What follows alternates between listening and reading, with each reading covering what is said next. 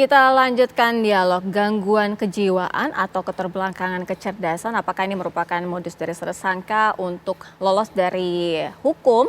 Tapi tadi disampaikan oleh kuasa hukum dari tersangka bahwa kondisinya ada bukti-bukti yang memang dijalani oleh tersangka dengan kekurangan dari kecerdasan begitu ya. Tapi kalau misalnya dari Bang J sendiri melihatnya kan tadi kalau dari Pak Arianto memang hukumnya memang sudah seperti itu. Jikalau seseorang memang mengalami gangguan kejiwaan artinya tidak bisa dihukum menurut dari pengacara ataupun kuasa hukum korban? Hingga saat ini saya meyakini bahwa pengakuan itu hanya merupakan pembelaan saja dan saya anggap itu halu. Saya dari tim hukum John LBF tetap akan mengawal kasus ini sampai selesai dan klien kami mendapatkan keadilan seadil-adilnya dan kita yakin pihak Polres Jakarta Timur akan bekerja secara profesional. Apa yang meyakini bahwa George ini tidak mengalami keterbelakangan kecerdasan? Ya jelas keterbelakangan mental itu kan ada grade-nya juga, ada levelnya juga. Kalau menurut saya, setiap orang juga bisa saja mengalami gangguan mental tiba-tiba. Saya juga bisa gitu loh. Emosi saya bisa tinggi. Apakah itu dianggap sebagai gangguan mental? Tidak gitu loh. Ini kan Jos aktivitas seperti biasa. Ya enggak? Dia bisa bahkan bisa ke Sukabumi. Ya enggak? Bisa kelola toko. Itu kan hal-hal yang secara normatif bisa dilihat bahwa orang ini wajar-wajar saja. Tapi informasinya gitu dari pihak keluarga katanya ke Sukabumi juga karena ingin periksa begitu mengenai keterbelakangan kecerdasannya Bang J. Iya, saya sangat memaklumi dan itu hal yang wajar karena case-nya kan dalam kondisi seperti ini. Seperti itu gitu loh. Nah, mungkin kalau sebelumnya itu sudah dilakukan ada rekam medisnya gitu loh, seperti apa gangguannya itu apa, kan pastinya kan ada ininya Bu ya, gitu loh. Ada itu rekam mungkin, medisnya ya. Iya, mungkin Bang, itu bisa dibuktikan nggak, ditantang nih Bang, rekam medisnya mana gitu? Ya, saya pahami posisi rekan sejawat saya juga. Tapi kembali saya sampaikan, kami dari tim penasihat hukum George maupun keluarga, secara visual saja bisa kita lihat. Visual ya, bagaimana gaya, cara ngomong, cara pandangnya George bisa kita lihat dengan bandingkan ke diri kita. Dan saya rasa korban juga mengetahui, karena korban kan sudah kurang lebih 3 bulan ya bekerja. Pasti interaksi antara mereka selama 3 bulan ini kan sudah tahu bahwa beliau ini emosionalnya suka diperlakukan khusus ya. Contoh ya, misal kalau dipanggil dia Pak Bos, senangnya minta ampun. Pak Bos ya. Jadi saya kasih sedikit bahasa tubuh daripada tersangka ketika kemarin dilakukan penahanan di Polres Jakarta Timur, semua disapanya dengan bos ya. Ya Om, Tante, dengan wajah yang sumringah. Seakan-akan dia tidak memahami bahwa pada saat dihajar di Polres itu ini sudah disorotan gitu loh. Demikian juga ketika dia dipindahkan, dibantarkan ke rumah sakit Polri, Kramat Jati, semua disapanya. Seakan-akan juga dia merasa dekat semua orang yang ada di sekitarnya. Om, Tante. Nah, jadi itulah bahasa-bahasa tubuh yang saya sampaikan itu nggak bisa dibuat-buat. Seperti kalau tadi. Bang Maras ngomong sama dia, komunikasi dengan dia, nyambung atau tidak nyambung? Jadi kalau saya lihat ada temporernya. Ketika mungkin di saat-saat tertentu bisa fokus. Contoh kayak kemarin, ketika saya datang menjenguk beliau di rumah sakit, saya antarkan bajunya, bukan bajunya yang disambutnya. Om, apa kabar? Dengan wajah yang sumringah.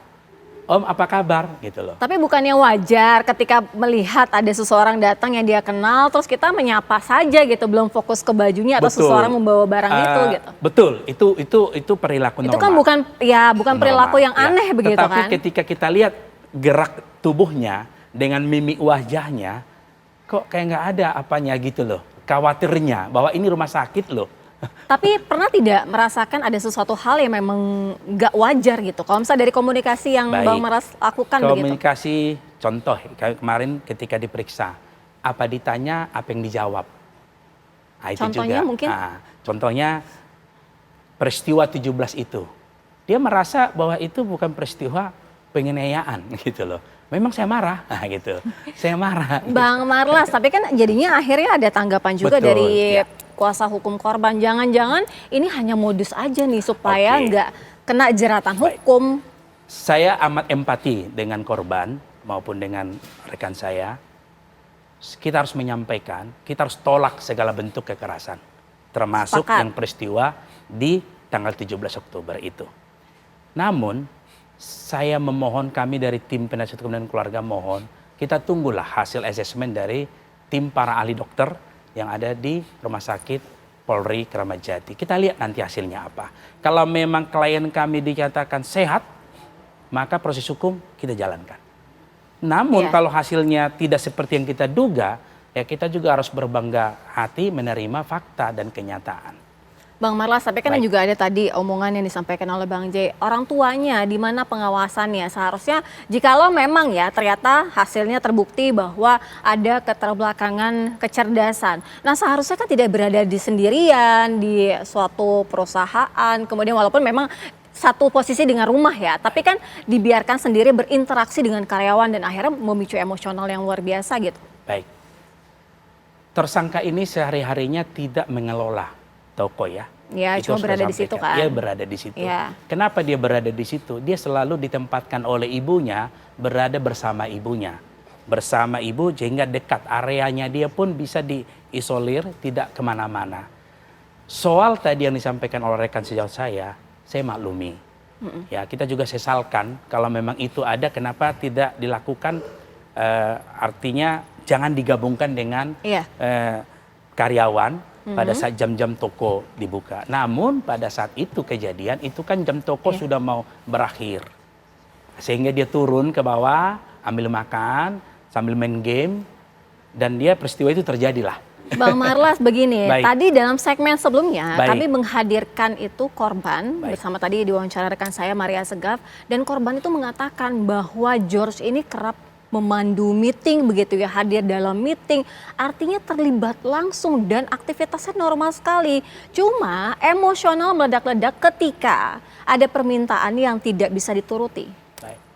Kalau soal tersangka ini suka memimpin meeting, jujur kami belum terkonfirmasi soal itu. Yang kami tahu adalah memang ibundanya melibatkan selalu dalam hal mulai produksi, mengenalkan, mengelola.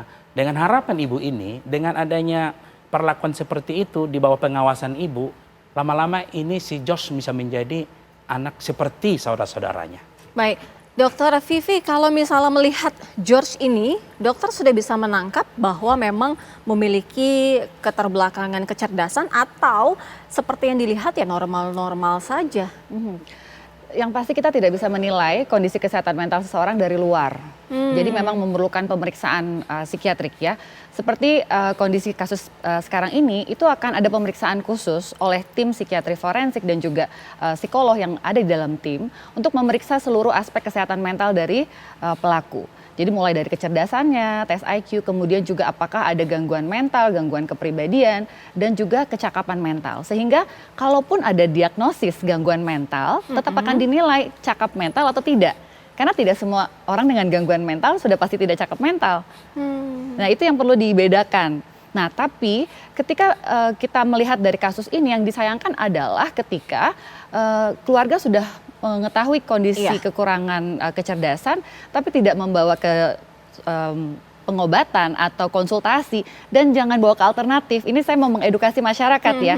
Tolong kalau ada indikasi gangguan mental atau gangguan kecerdasan, bawalah ke profesional, ke psikiater, ke psikolog, ke dokter, supaya diperiksa secara jelas, ada rekam medis, dan menjalani proses terapi. Karena inilah yang terjadi. Banyak sekali kasus-kasus belakangan ini kaitan sama masalah kesehatan mental karena tidak dideteksi secara dini dan tidak diobati, diterapi. Kalau di terapi artinya bisa membantu, paling tidak tidak menyembuhkan tapi membantu begitu, mengurangi. Mengendalikan emosinya, mengendalikan perilaku impulsif.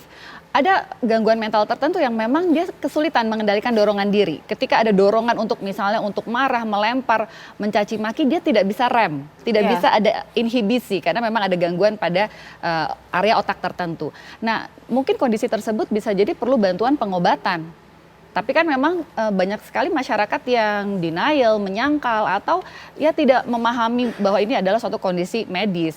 seperti itu. Jadi inilah kita jangan sudah kejadian, sudah ada korban atau ada tindak kekerasan baru mulai mencari apakah ini masalah kesehatan mental, diagnosisnya apa, terapinya apa. Kita justru harus segera melakukan deteksi dan juga terapi sedini mungkin kalau memang ada indikasi ke arah situ. Baik, Pak Arianto, kalau misalnya kita berbicara mengenai keterbelakangan kecerdasan, artinya tadi dari Bang Jay juga menyoroti orang tuanya di mana, kok pengawasannya tidak ada. Nah, artinya ranah hukum jikalau memang tidak bisa dikenakan kepada George karena memang mengalami keterbelakangan mental. Apakah dari pengawasan keluarga ini juga bisa dijadikan unsur penetapan hukum paling tidak untuk adanya kurangnya pengawasan atau seperti apa mungkin?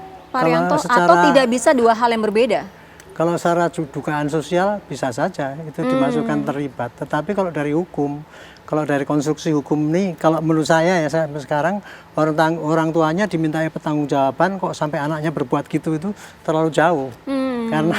Karena masalahnya kan gini nih, ini kejadian seperti itu. Sedangkan anaknya dalam kondisi seperti itu. Maka sekarang sasaran hukum itu pasti akan kepada dua itu tadi. Itu tadi ya nanti dalam dunia penyidikan ya, penyidik itu harus pengalaman Bu, menghadapi tersangka yang modelnya macam-macam, yang pembohong, yang memang sakit, yang gila dan sebagainya. Makanya polisi sudah pengalaman sekali untuk menyelidiki seperti ini. Dia pasti nanti akan mengumpulkan para ahli yang seperti tadi sebagai oleh Ibu Dokter tadi ya, ahli macam-macam. Mungkin nanti juga pakai lie detector juga mungkin dipakai gitu. Jadi secara saintifik harus dibuktikan bagaimana kondisi orang itu dan ini dikumpulkan bukti itu selengkap mungkin, kemudian serahkan kepada Pak Hakim supaya Pak Hakim itu dalam memutus itu betul-betul cermat gitu, tidak salah gitu. Jadi menurut saya dalam kasus ini nomor satu adalah bagaimana pembuktian kondisi orang ini apakah memang layak untuk mempertanggungjawabkan perbuatannya apa tidak. Yang kedua kalau perbuatannya sudah jelas, gampang buktinya sudah ada gitu. Jadi ini sekarang yang tapi ini harus semua diproses dan kemudian dikirim ke pengadilan. Tidak bisa dihentikan oleh polisi bahwa ini karena gini, kemudian ini tidak layak untuk dituntut. Gak bisa, polisi tidak punya hak untuk itu. Yang menentukan adalah hakim nanti setelah disidang, oh ternyata ini tidak patut untuk dimintai pertanggungjawaban, nah itu hakim yang memutus. Sebatas gitulah tugas polisi untuk kasus penilaian dalam kasus semacam ini. Baik, kita ke Bang Jay. Bang Jay, ada permintaan gitu ya dari keluarga George ini, ya udah deh damai aja gitu, nggak usah dibawa ke ranah-ranah hukum lagi lah, diperpanjang gitu. Gimana? Nah itu yang saya ungkapkan di awal. Ini laporan polisi atas saran ibu tersangka gitu loh, atas usulannya dia. Nah sekarang dia meminta damai juga nggak jelas. Nggak jelasnya gimana? Loh sekarang sudah jelas kan ada abangku kuasa hukumnya. Kemana harus meminta damai? Datang ke tempat keluarga kah? Ketemu kuasa hukumnya? Bukan di media yang ujungnya justru menyudutkan klien kami bahwa setorannya setiap ini kurang. Itu kan malah bikin gaduh. Kalau menurut saya gitu loh. Di sisi lain dia minta berdamai, katanya sudah minta maaf. Di sisi lain menjas bahwa klien saya itu setorannya sering kurang hingga gajinya ditahan. Yang 1 bulan, apakah itu solusi? Bukan, seperti itu gitu loh. Itu bukan ngejak damai kalau menurut saya gitu loh. Jelas kok rule-nya ya enggak?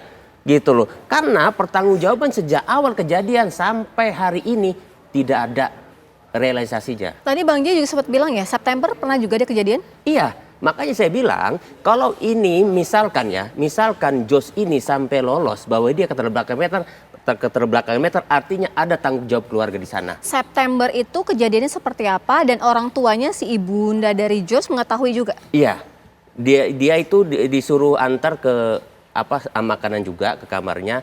Setelah itu kejadiannya dilempar sama tempat solasi yang merah itu dan juga dilempar meja untuk nggak kena solasinya, kena kakinya. Sejak saat itu harusnya kan ada istilahnya pencegahan ataupun seperti apa, itu kan pembiaran. Ini lolos pun saya akan jerat keluarganya karena dia melihat sendiri kok. Itu pembiaran. Hewan aja di tempat kita bisa. Baik. Bang Marwan silakan ditanggapi. Ini rekan saya memang semangatnya ya. Tapi perlu kami tegaskan, tidak ada niat dari keluarga melakukan segala bentuk ya toleransi apalagi pembiaran terhadap tindak kekerasan. Tidak ada. Soal tadi peristiwa yang disampaikan rekan saya itu ya itu tadi. bahwa korban ini sangat memahami betul kondisi si tersangka.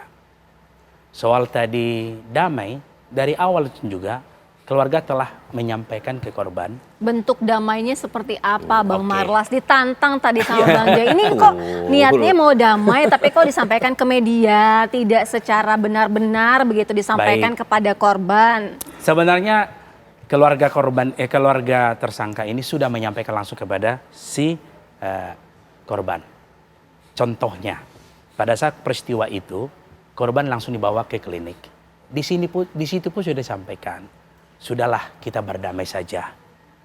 Namun karena ada beberapa orang yang ikut serta, sehingga ada yang menyampaikan, oh ini harus dibawa ke polisi biar tidak berulang. Karena memang sudah begitu motivasinya, maka ibu korban menyampaikan, kalau memang itu yang terbaik, silakan. Saya juga mendukung agar anak saya ini memiliki efek jerak. Bahkan korban beserta beberapa rekannya dan family itu ditungguin oleh ibu korban sampai taksinya datang ke polsek. Soal bentuknya Biaya pengobatan apa? dibayarkan? Dibayarkan. Biaya pengobatan dibayarkan oleh ibu dari tersangka. Atau jangan-jangan begini Bang Marlas, ibunda dari George ini memang mempersilahkan ke pihak kepolisian karena meyakini bahwa anaknya memang dia mengetahui ada keterbelakangan dari kecerdasan ini sehingga tahu tidak akan dijerat hukum, tidak akan menimbulkan efek jerah. Tidak begitu Ibu ya. Ibu tersangka ini menyampaikan kepada korban, kalau memang itu sudah keputusanmu, silakan, saya setuju agar anak saya ini juga mendapatkan efek jerak. Soal kompensasi sudah ditawarkan. Bahkan tidak ada niat untuk menahan hak-hak daripada si korban. Faktanya setelah kejadian esok harinya korban ini tidak lagi masuk kerja. Terus menerus masuk kerja, bahkan sudah dipanggil by telepon, dijumpai ke rumahnya juga, tapi nggak kunjung bekerja. Bahkan 3 rekannya akhirnya mengundurkan diri sehingga tidak ada lagi yang bekerja di toko. Dan sampai hari ini tokonya menjadi tutup. Itu adalah dampak daripada berita ini yang sudah menyita perhatian kita semua. Seharusnya masalah ini sebenarnya bisa diselesaikan di skup internal, tapi sekarang jadi viral dan menjadi perhatian kita semua. Baik, kalau dari Dokter Vivi melihatnya ini sebenarnya bagaimana ya kita menangani seseorang ketika emosionalnya under control, kemudian apakah kita bisa juga bilang dia itu mengalami kelainan mental ataupun kekurangan ya kecerdasan? Ketika seseorang ada satu perilaku di mana dia kesulitan mengendalikan emosi, kita perlu lihat dulu apakah ini sesaat atau pola. Kalau pola berarti berulang. Ketika itu suatu pola berulang, kemungkinan besar memang ada hal yang mendasarinya. Artinya apakah memang masalah kepribadian ya, apakah gangguan kepribadian, masalah tadi keterbelakangan mental atau kecerdasan, gangguan dari disabilitas intelektual, ataukah gangguan mental yang lainnya. Atau memang seseorang yang memang punya anger issue, bisa saja. Ada juga yang kita sebut intermittent explosive disorder, di mana orang tersebut mengalami masalah pengendalian emosi yang ketika dia marah bisa sangat meledak. Yeah. Nah, ketika kita menghadapi ada anggota keluarga atau orang terdekat yang memang punya masalah dengan anger management, pengelolaan rasa marah, kita perlu mendampingi dia untuk berkonsultasi atau mencari bantuan professional help. Karena cepat atau lambat kesulitan pengendalian emosi ini pasti akan berdampak, entah itu kepada relasi, kepada masalah sosial dan juga hal-hal lain yang tidak diinginkan tentunya. Sehingga memang perlu pengawasan dari keluarga, pendampingan, dan yang pasti memang pengawasan dalam bentuk juga terapi.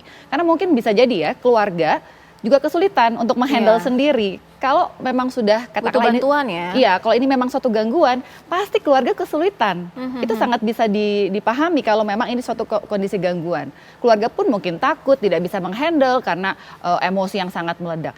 That's why butuh bantuan profesional yang kadang membutuhkan terapi, termasuk juga pengobatan atau psikoterapi dan lain-lain.